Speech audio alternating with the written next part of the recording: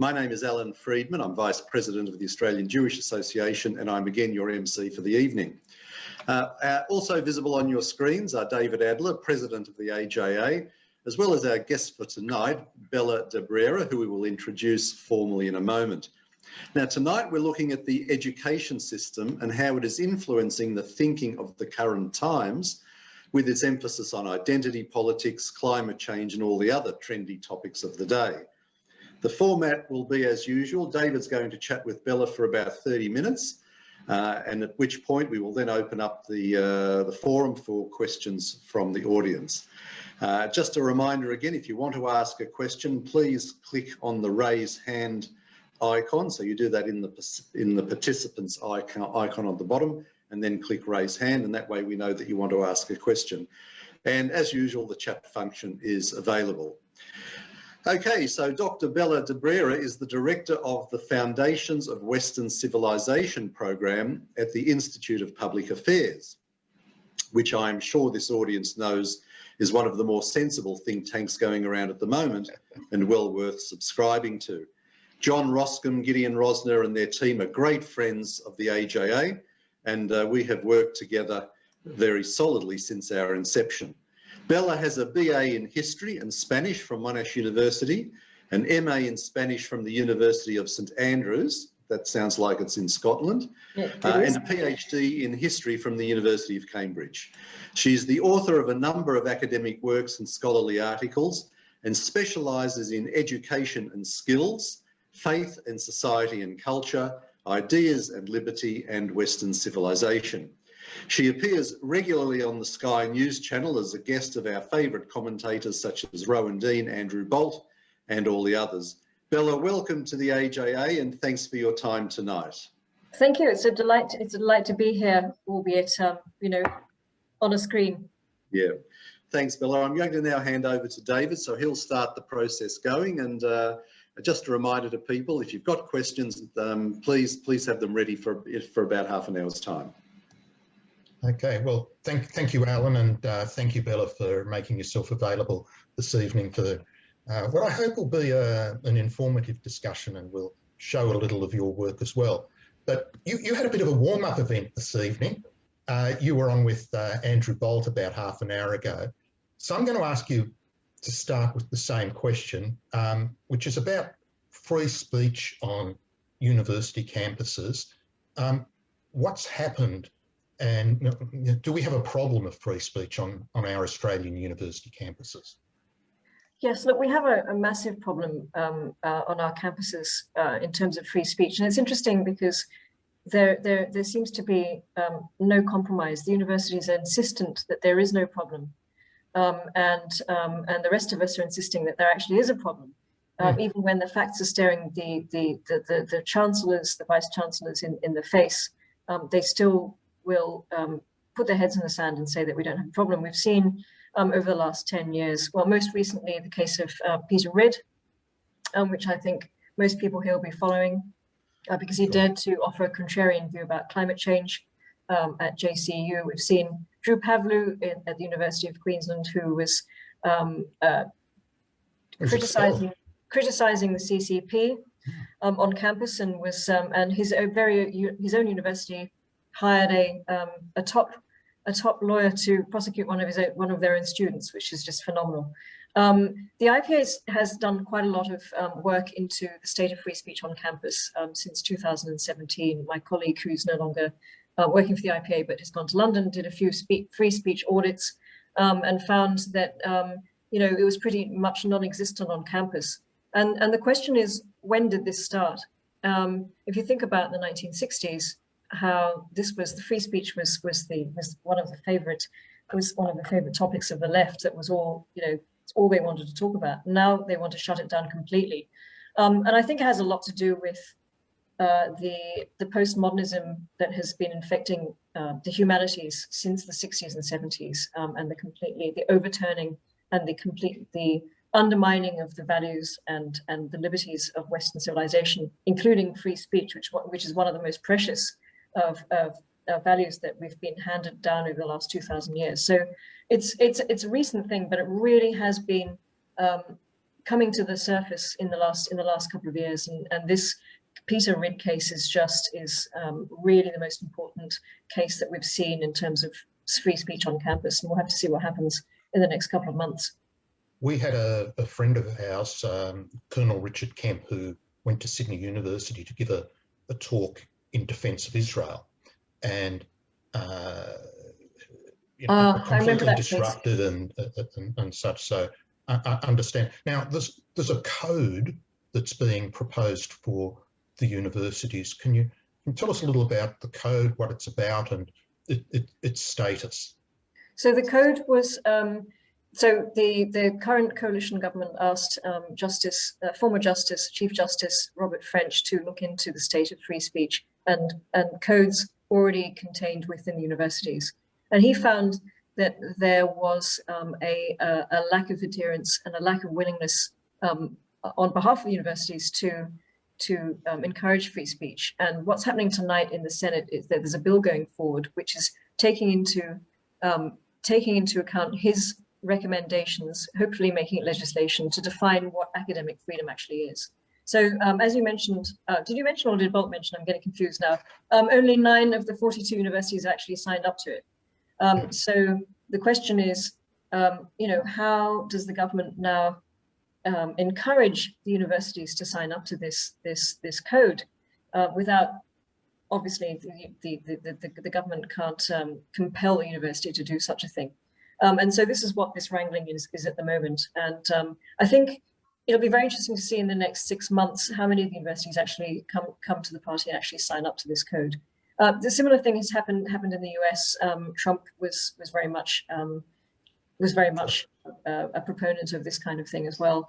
But something definitely needs to be done, because it's not only amongst academics that there's a free speech problem, but as I mentioned on Bolt, there's also a problem at the university at the student level. We've done a survey of 500 students, and an overwhelming majority of them are too scared to actually really admit what they believe to other students, let alone to the lefty professors. So it's not a place where you need where you're going to hear a vast array of ideas at the moment, which is a massive problem.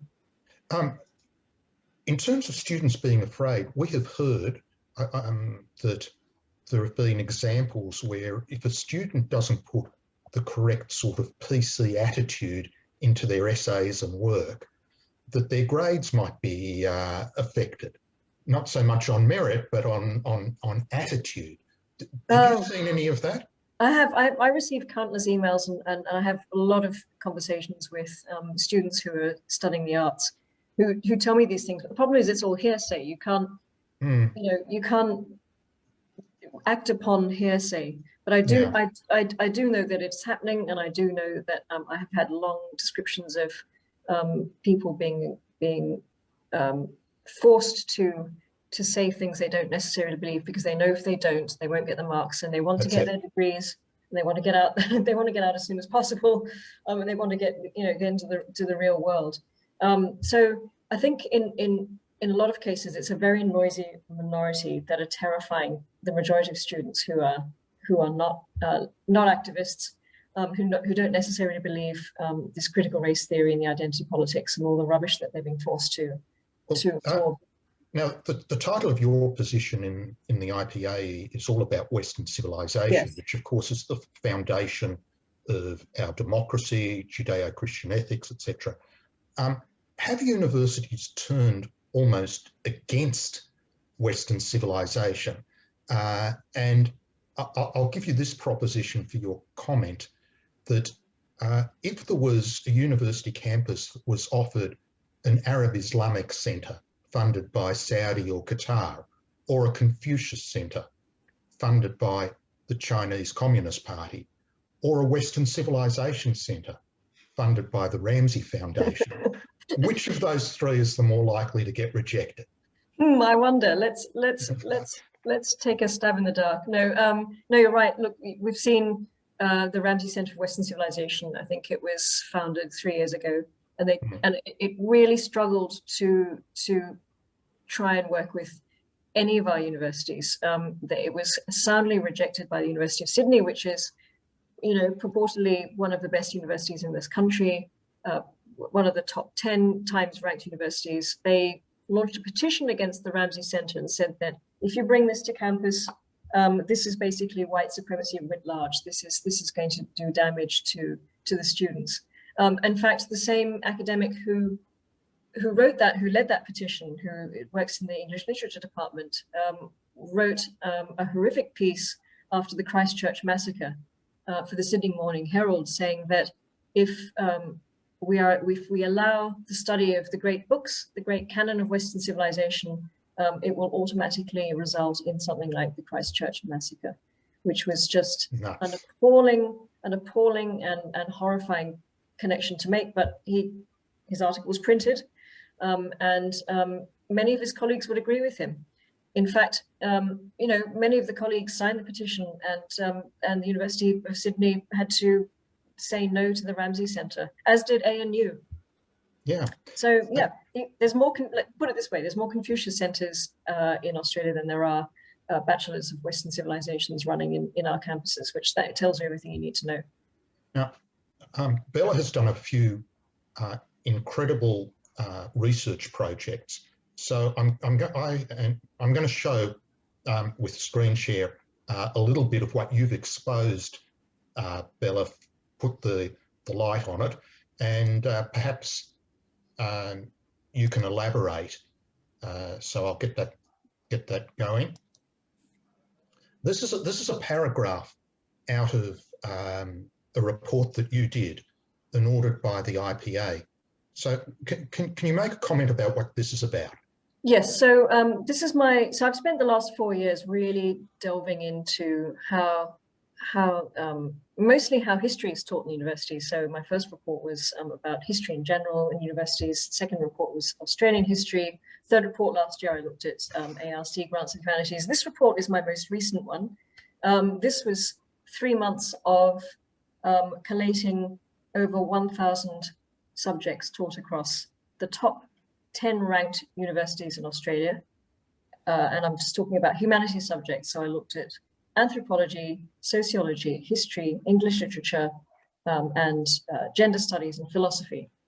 And I used the same methodology that I had for the last two or three research projects, just to see what the kind of focus was of these courses. It's a pretty desperately painstaking job, but it's worth it in the end, because it really confirmed what we suspected, which is the humanities are no longer about human beings. They're no longer about our humanity. They're no longer about what it is to be human. They no longer ask the big questions about how do we empathize with each other? What is our meaning? What is our purpose? What can we find out from reading the great books?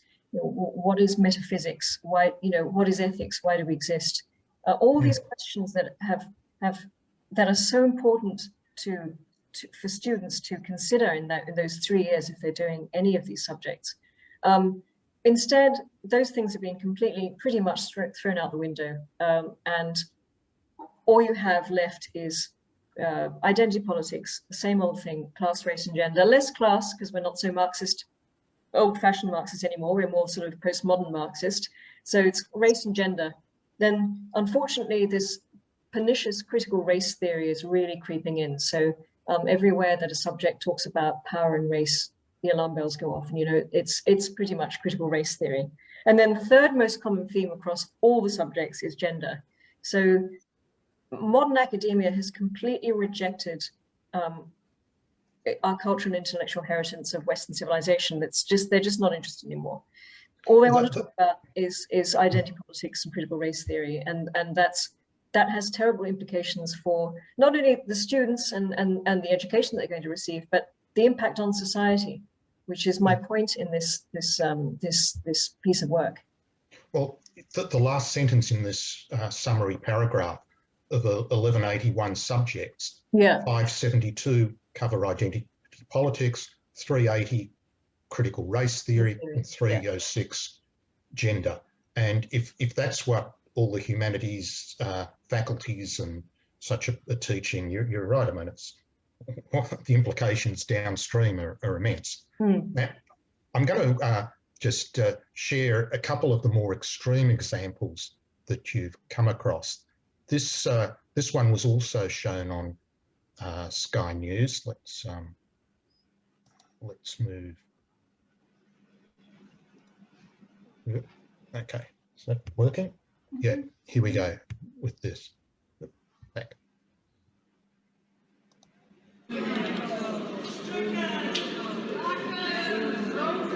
So this is Sydney University. This is Sydney University, isn't it, Bella? This is Sydney University. I can see people looking quite confused. So there's an institute at the Sydney University called the Sydney Environment Institute, and they get up to all sorts of strange research projects and antics with taxpayers' money. This was a part of a conference that they had about 3 weeks ago called Requiem, which was purportedly about the bushfires and climate change. It was a week of events, which was sort of this poetry and music and lamentation about bushfires and how bad, how evil we are because we're destroying the universe, we're destroying the environment and things like that. But it culminated in this group called the Dirt Witches, who are women, and one chap, I don't know how he ended up there, who dress up as witches, but in my article I pointed out they're actually dressed as medieval monks, so it doesn't make any sense. Who performed an incantation over burnt sticks, so a lamentation of this of sort of penitential idea of how we're destroying the environment and how evil we are. And this is taxpayers' money. This is what's coming out of the universities. It's hard not to use the word insane, but I can't see how this is normal, and I can't see how this is this is one of the best universities in Australia, and they've completely swallowed this this climate change. It's it's a new religion. That's the point. Yeah. You're actually demonstrating that it's very close to a religion, and one of the greatest sins in Judaism is idolatry, and this is essentially what it is. This is the worship of Mother Earth. This is Gaia, really. I mean, that's what we've returned to. They're taking us backwards, and this is one of my main objections to this new religion, this worship of Mother Earth. And what are these students doing? These aren't students. These are people. They are called the tree. I've forgotten what they're called. It's not tree huggers, but they're dressed as trees. As you can see with the bark around their faces, and they just think trees need to be preserved. Every tree needs to be preserved. It's part of the same. It was a procession. It was part of the same afternoon, but again funded by the university, hosted by the university anyway. Okay, right now there's another project you've done, which I'll show a little of as well. ARC. Which looks at the research grants. So just give a quick overview of that project. And I've pulled out a few examples that you've got in that document that you sent me. So what was that project about, Bella? So I looked at I think nearly 19 years of Australian Research Council funding for university academics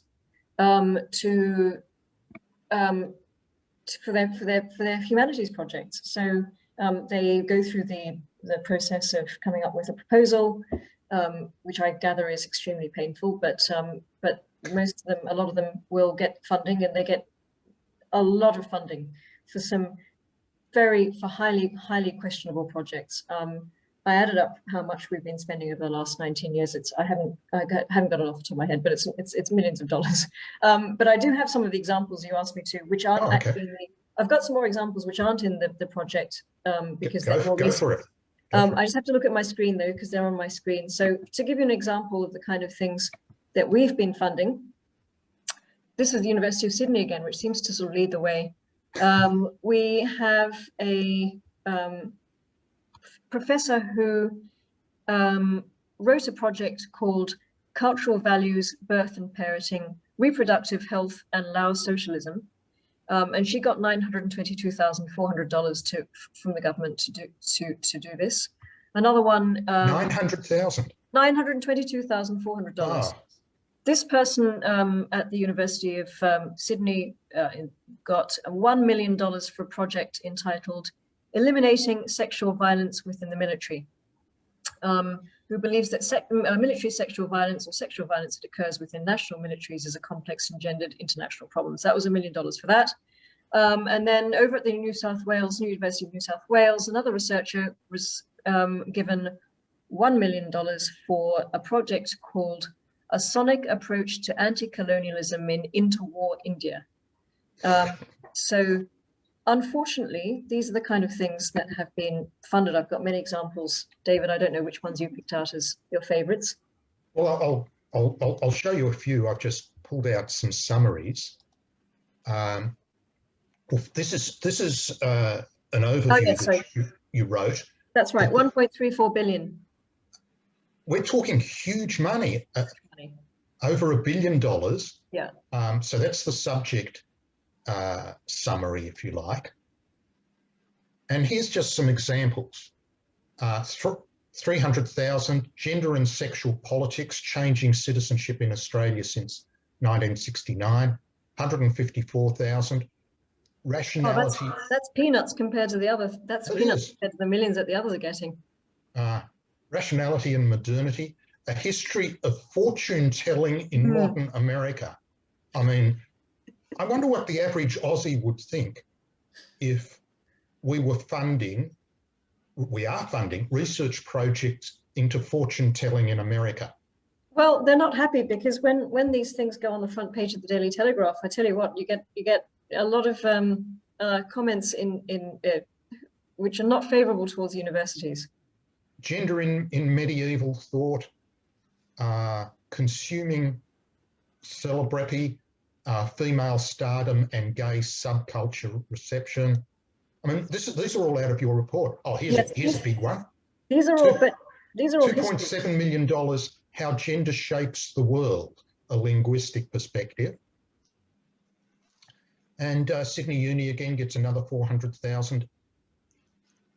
Imagining diversity, race and ethnicity in popular fantasy. And 700,000 for reconceiving the queer public sphere. I mean, yes, it rhymes. I will say in the defence of Minister Tian, he's very much aware of this and has been, and in the last couple of years since I did the report, the projects are much less out there. They're much less crazy, especially in historical studies. So they are aware that the government is now reading reading and vetoing some of the things that are being funded. So it is getting better, but that's a lot of money that has been spent that we can't get back.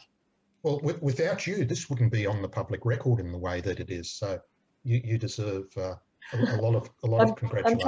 I'm trying to save us some money. Good. Now, the political environment on university campuses has obviously shifted way left. Have you ever heard of the concept? Is it true that there are, in effect, professional student activists who might take one subject to be enrolled as a student and be paid by some interest group or some external organisation for their upkeep, and they hang around on university campuses doing one subject per semester? Do people like that exist? I haven't met any, but I have heard that this might exist, and I wouldn't be surprised, because isn't that the nature of activism? I mean, you're not there to study, you're there to keep the revolution going. I did go to we did hold a debate about 3 years ago at the University of Melbourne campus. Generation Liberty members, a couple of our campus coordinators debated the socialists, and there were some suspiciously old-looking undergraduates there who I think were over 40, and they made it impossible for us to continue with our event because they were so aggressive. So I think I don't know any, and I can't say for sure, but I wouldn't be surprised. Well, we should give you an opportunity to make a plug for Generation Liberty, which is, I guess, a unit within the IPA or an initiative. So tell us about what that's all about. So look, in response to what we've been talking about, to this this atmosphere of censoriousness on campus and this very one-sided political and very strongly activist left-wing section of the university, the student population, we have a number of campus coordinators who represent the values institutions of the values of the Institute of Public Affairs. And they go on campus and they hold events. We've got over 1,000 young members now, so that's under 25s. So there's a huge surge in younger people who are just rejecting all this, and they're joining our Generation Liberty program in droves, which is quite heartening. And I've actually given some talks to schools, and you'd be surprised at how on the ball the 14 and 15-year-olds are, because they're not watching mainstream media. They're going straight to YouTube, and they're bypassing all the rubbish that way. So I have hopes that these ones will go to university, and this will be the pushback against the current culture on campus. So yes, Generation Liberty is amazing. That's great. Yeah, I think it is. And if some of our group have kids at university, they should get involved with Generation Liberty. The IPA is an organisation we work with closely, and indeed I'm talking with Gideon Rosner tomorrow for a podcast based on a Spectator magazine article I've got being published tomorrow. Oh, great. So, Alan, I'll hand back to you. We're at the halfway point, and Okay. we'll look forward to, I can see there's a bunch of people with their hands up for questions already. Yeah, thanks, David. Yes, we've got a few hands up, so we'll come to you in a moment, but I'm going to ask Bella my question, because if I don't, I may not get a chance to later. Bella, I want to ask you about the education system in universities. But when I was at university, most of the students were leftish, and that was expected because everybody was idealistic and we all wanted to change the world. But then we left, we got a job, and our views became more mainstream, more normal. But I'm just worried that that might not happen when as these current group of kids that have been indoctrinated end up running the country. Do you see this as likely to be a problem, or have you got a bit more faith in the system? I think it's already a problem. So what we're seeing is these graduates who go through the humanities, they go through their Bachelor of Arts, they go through completely imbibing identity politics, critical race theory, one particular worldview, and they go out sort of full of fervor. Again, it's like a religious sort of desire to change the world, to bring everyone to their point of view that they've absorbed at university. And they're going into HR departments, they're going to the corporate world, they're going to media, they're going to this elite that deliberately, because they are activists, they're going into the positions where they know they can make a difference, and they're writing HR policies, they're going to state and federal government, they're going into all these levels of the halls of power in a way. So that's my concern, is that they're taking these ideologies with them and they're imposing it on society, and that's something that we're seeing at the moment, and that we have to really be very, very concerned and push back against.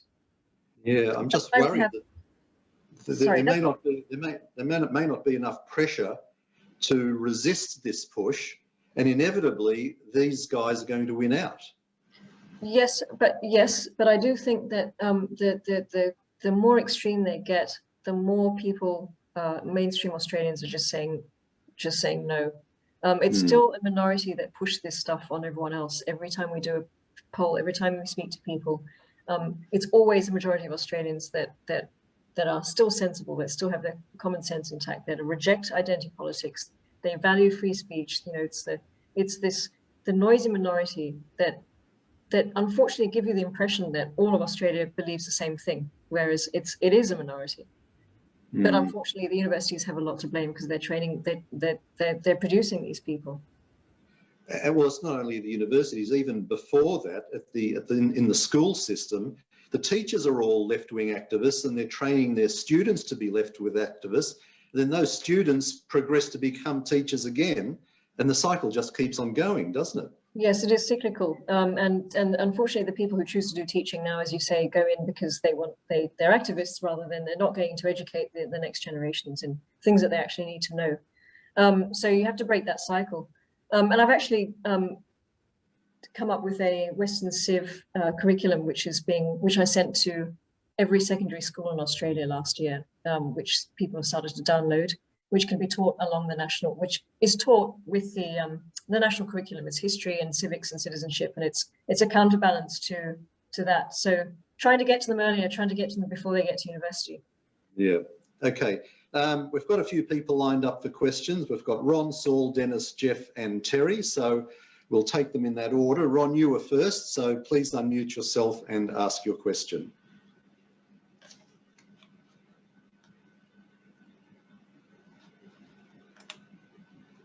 Where are you, Ron? He's there in the middle.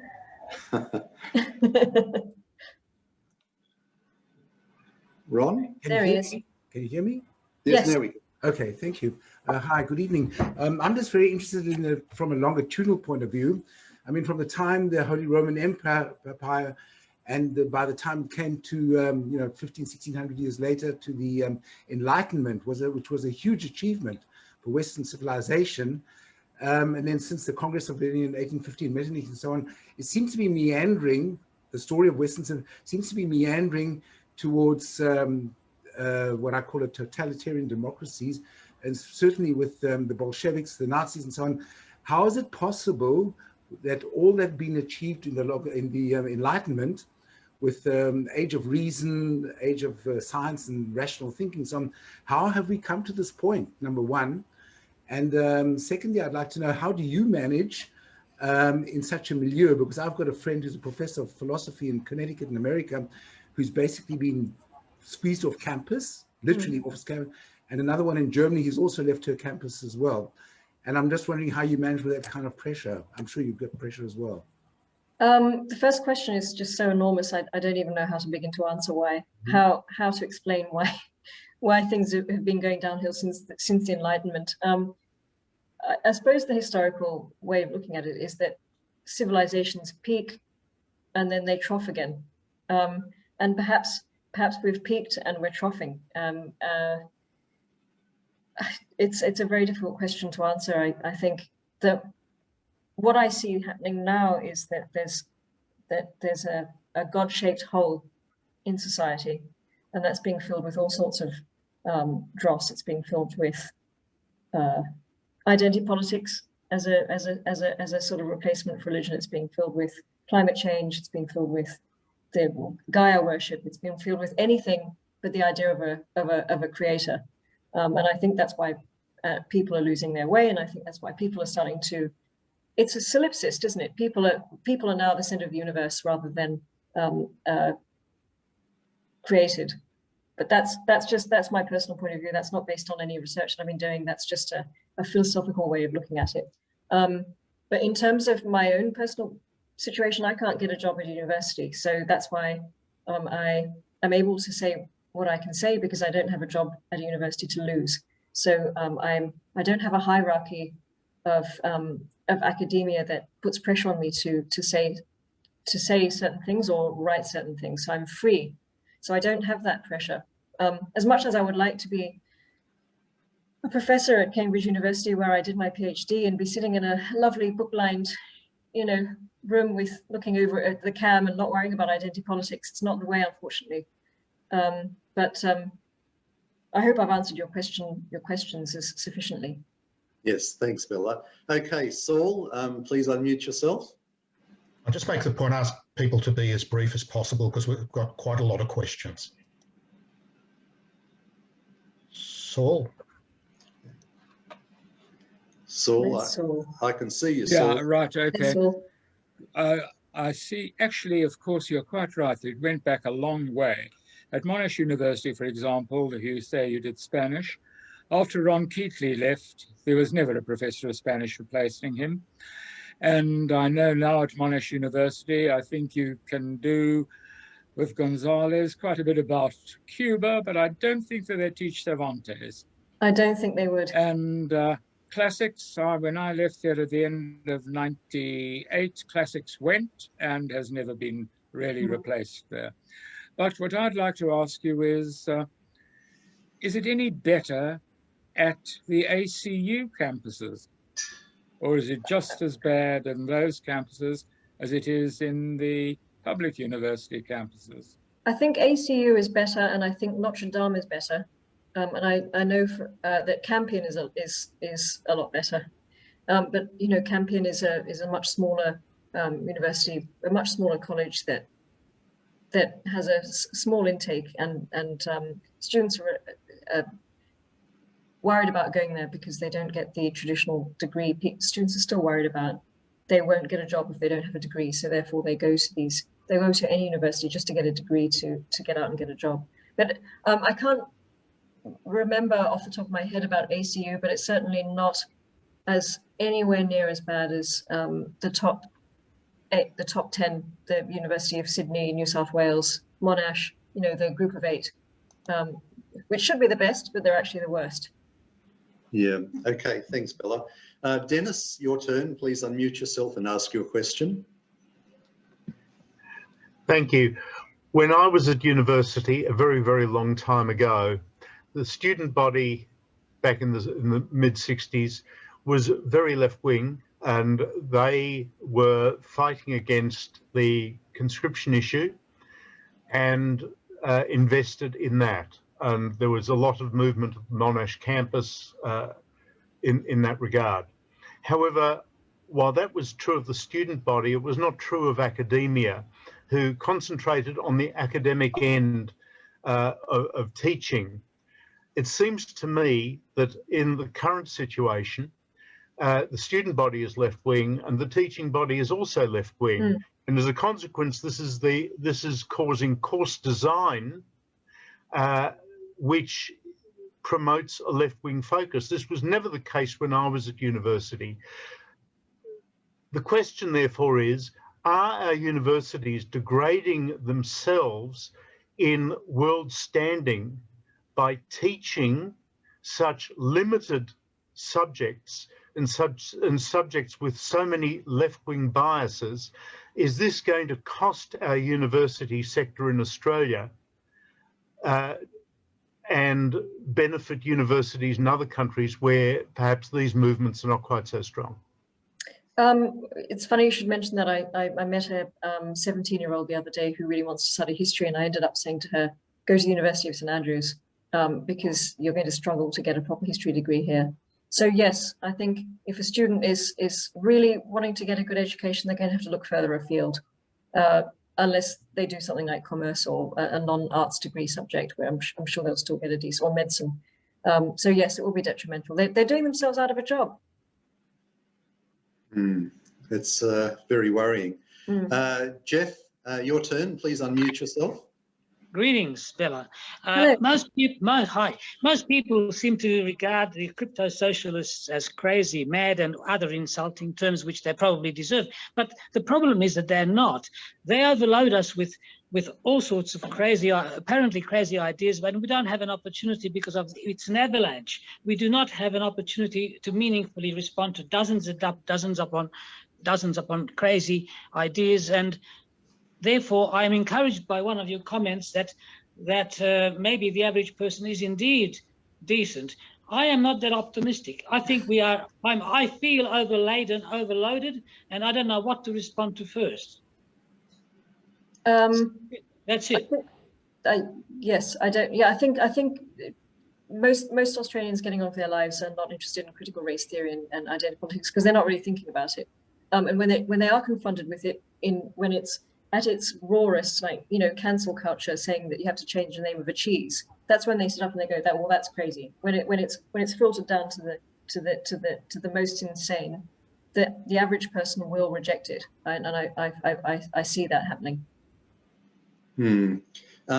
But Bella, when people do see that a cheese is going to change its name and they say it's crazy.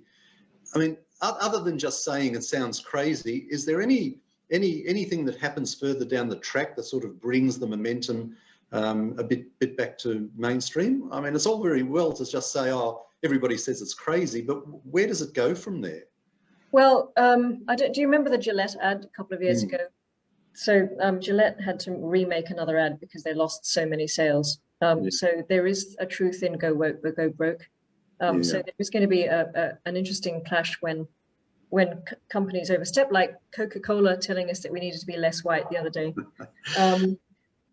I think there will be repercussions. People don't want to be insulted by Coca-Cola. So it'll be a natural pushback. I think the crazier, the more extreme it goes with companies, then I think people will push back. Yeah, well, I hope so. Yeah. Terry, your turn. Please unmute yourself. And then we've got Zacharias. Hi, interesting talk. From time to time, the world does go crazy. Times at the moment remind me of probably approaching World War II. But my question is quite simple. We're talking about the public universities. Why is government still funding them when they're no longer universities? Because they're not. That is a very good question, and I often wonder the same thing. I think there's so much politics involved with the way that the system is just so much in place. I can't see any government suddenly saying, right, unless you sort yourselves out, we're going to withdraw funding. I can't see any government strong enough to do that. Certainly not this current government. Although while they're making good progress in terms of the French Review and the French Code and freedom of speech and all these things, I can't see a government actually pulling funding. Shame. Okay, Zacharias, please unmute yourself. You're not on camera, but hopefully we'll hear you. Sorry, yeah, I'm just in bed. I didn't want to. So I'm not dressed for the occasion, sorry. That's all right. Well, you don't know what everybody else is wearing underneath their, below their waistline. So my question is a little bit out of the remit of the issue of universities, but I'll just try to keep it brief. It is generally about, I think, obviously one of the main issues you've raised is the problem of ideological interests prevailing over sort of objective facts and science. And so I guess I hope this won't make you uncomfortable, but if it does, obviously, you know, the main thrust of your argument is that we shouldn't be afraid of making people uncomfortable in the interest of free speech. So just to give you some background, I've sort of written and researched extensively the issue of climate change. And it seems like the general consensus I get from most climate experts that I talk to is that the sort of reports that people like Jennifer Marahasi put out, like Climate Change of the Facts, are just kind of fraught with methodological issues. Zacharias, I'm going to ask you to get to your question, please. Sorry. I mean, given the fact that, you know, obviously there's been a lot of stuff about the IPA receiving, you know, funding from people with mining interests, do you feel like there's a possible problem that the IPA might have with ideological interests prevailing over objective facts when it comes to the issue of climate change? No, not at all. I mean, that's the whole point of the book. It's called Climate Change, the Facts, and it's the third one, and it's just straight facts. We don't have an ideology. The book is basically stating that the science isn't settled, and then you can read the facts and decide for yourself, but it's not ideological. But I can see from I'm not a scientist, I'm not in that climate change world, but I can see how it has been turned into religion, and that in itself sets off alarm bells. Okay, thanks, Bella.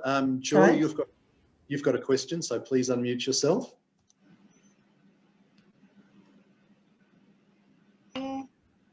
There.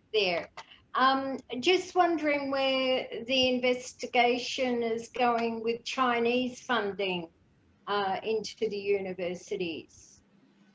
So there are still Confucius institutes on campuses. I haven't looked into how much. I haven't done any research into exactly how much they're getting or what's going on. I have written about it. I have called out the fact that there is undue interference in what is being taught on some campuses due to agreements that have been made between the campuses and Hanban, which is a branch of the CCP.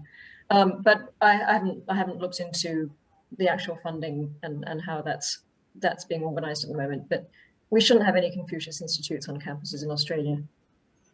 Good idea. Bill, nice to have you join us. Bill is one of the Christian Zionist friends of the AJA. So please unmute yourself, Bill, and ask your question. Oh, yep, I think there I am. Thanks, Alan, and thanks, Bella, for your presentation. I was just curious, Bella, about your reference to Pascal there and the God-shaped hole, and whether you think that the perhaps the Judeo-Christian worldview, as it appears to be declining in popular culture, whether there is a way perhaps for a small renaissance or an awakening, as perhaps that might counteract what's going on, and whether you think that this would be plausible or successful in our current political climate, particularly amongst the youth, where the morality thereof is kind of very difficult for them to swallow. And is there a way forward in that regard? I think that's a question for a rabbi or a priest to answer better than I can. But I think the whole this God-shaped hole, people will suddenly realize what they're missing, and I think I can see that happening already. I don't know about everyone else, but I've seen numbers going to church have been rapidly increasing. I don't know if it's the same with people going back to the synagogue who might not haven't been for a long time. But I think when things get particularly crazy, as they are in the dire at the moment, people search for the truth and they search for God. So perhaps that's something that good is coming out of it. But again, it's out of my research remit. That's just my personal point of view. It's not the IPA point of view. I don't know what everyone else thinks about that. David, do you have any view? It's a little off the subject, but we were discussing it today. It seems to be bimodal, that there is within the Orthodox Jewish community, and many of the people on tonight would regard themselves as Orthodox. That doesn't mean, mad observant on everything. It is the strong stream and is growing. We see that in the US, that it's a minority, but it's a very strong minority. It's also the minority that identifies most clearly with the Israeli values. Then there's a proportion which have gone, I guess, to the regressive left and have abandoned values. What the trend is, it's probably stable in Judaism at the moment. Okay. Now we've got time for another question, and maybe even one more after that if somebody wants to quickly think of something. Barry, please unmute yourself and ask your question. Well, thanks very much for the presentation, Bella. Very, very enlightening. IPA are highlighting some very significant issues, and we talk about the need for pushing back. But what work has been done to actually give us strategies and ways in which we can do that effectively? Pushing back, which strategies in pushing back in regards to what exactly? Well, some of the issues that you've raised, some of the crazy stuff that's going on, we're all concerned about it, but what can we do about it? What can organisations like IPA do in providing methodology and a way for us to push back and to raise a voice? Well, first of all, I mean, joining the IPA helps because it helps us speak for people who are concerned about the issues. Secondly, the work that I do does actually have an effect on policy and the humanities and how the government is looking into free speech. So we actually are don't have a strategy that we can publish, but what we do is that we do fight for free speech, and we fight for all the values that I think everyone here would also adhere to. And I do things like my Western Civ curriculum, which I've sent out to all the schools. So that's our strategy. That's what we do with our resources and with our support of our members. Okay, now we've just got a last question, I think, from Deborah, so please unmute yourself and ask your question.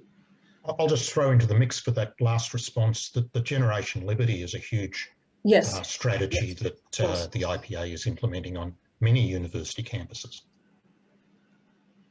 Okay. Okay. Okay, good. Can you hear me? Yes. Yeah. Hi. Yeah. Sorry, I'm really sorry I came in too late for your talk. Yeah, being in Queensland, I've forgot. Oh. Anyway, this is. I'm not sure if it's really a question or just a point. The adults start off with as being children, the education of young children, and I remember when I was in school, we had a subject called logic, and that talked about different things like the fallacies that people take in their reasoning. And I remember there was debating, and I can see that a lot of people don't know how to debate issues without feeling invalidated or something that maybe their view is not validated unless everybody agrees with them. I'm just thinking that maybe if those debating and a logic type subject was included in schools, that might prepare them for university so that they can be open to debate more. Yeah, look, it's a really good idea. It's a good point. What's happening in schools now is that they're being taught, there's this focus on critical thinking, but they're not taught anything to critically think about, and they're certainly not taught how to debate or the idea of logic or as you say, pointing out a fallacy in an argument. And it would be an excellent thing for children to be taught that again, but it's not in the national curriculum, so it's not going to happen. Okay, we're coming up to time. Just one quick one from me, Bella, if I can. We have a Conservative government at the moment. Yes. I mean, you might think that they would be taking a lot of what you're saying on board. What sort of responses are you getting from the government? Or maybe they're not as conservative as we think they are. They are taking a lot of what I'm saying on board, which is something to be very optimistic about. I made a submission about to an inquiry about how much humanities should be funded by the government, and they took my many other suggestions on board and changed the funding structure of the humanities. The French Code is a direct result of the fact that we have done free speech audits and pointed out that there is no free speech on campus. They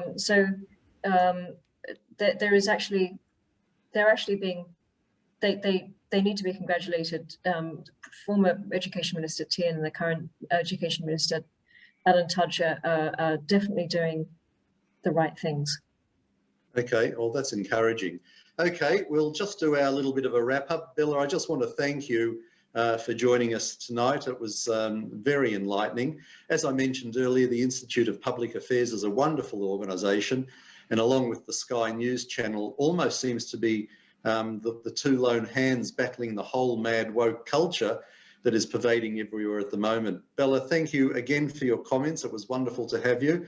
And the IPA is very lucky to have the benefit of all your knowledge. So thank you again. Thank you. That's very kind. It's been really very interesting. Thank you.